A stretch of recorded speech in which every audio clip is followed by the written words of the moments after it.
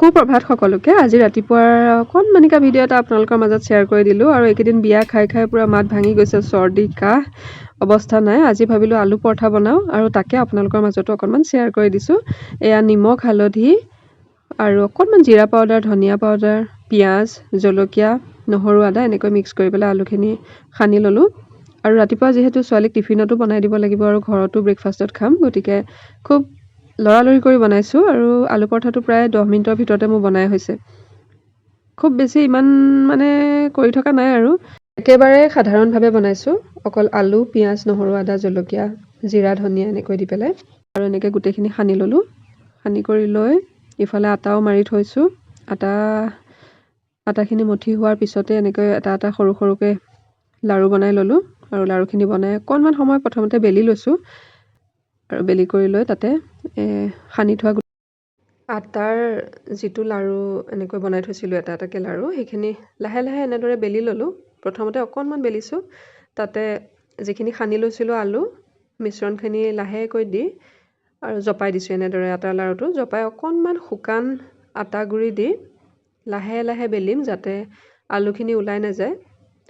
আৰু খুব লাহে লাহে কৰিছোঁ যদিও মানে খুব লৰালৰিও হৈছে, কাৰণ ছোৱালীক প্ৰথমতে এটা দি পঠিয়াব লাগিব যে টিফিনত, তাৰ কাৰণে প্ৰথমতে বনাই লৈছোঁ।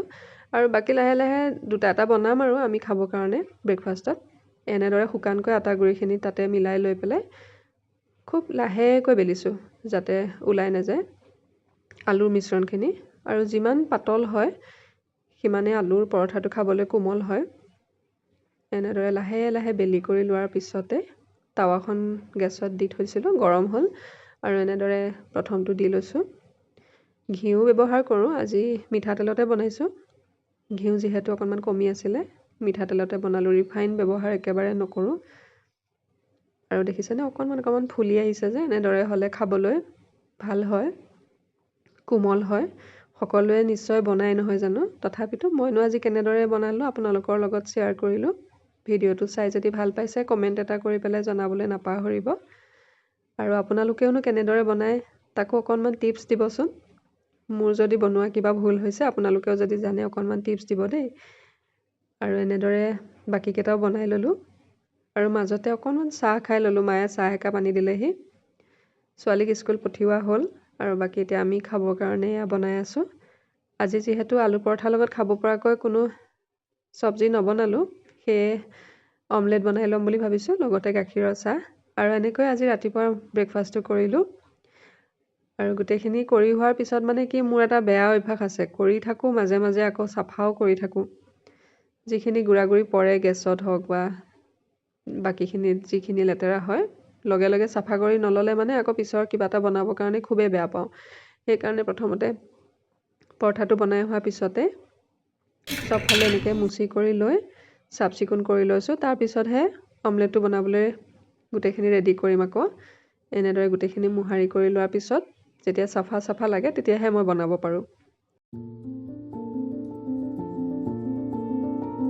আৰু এতিয়া আলু পৰঠাৰ লগত খাবলৈ দুটা অমলেট বনাবলৈ দুটা ডিম লৈছোঁ। দুটা মানে কি একেলগে বনাই ল'ম। দুটা ডিম লৈছোঁ, তাতে অকণমান নিমখ একেলগে সানি লৈ পেলাই অকণমান কমকৈ মিঠাতেল দি পেলাই তাতে বনাম।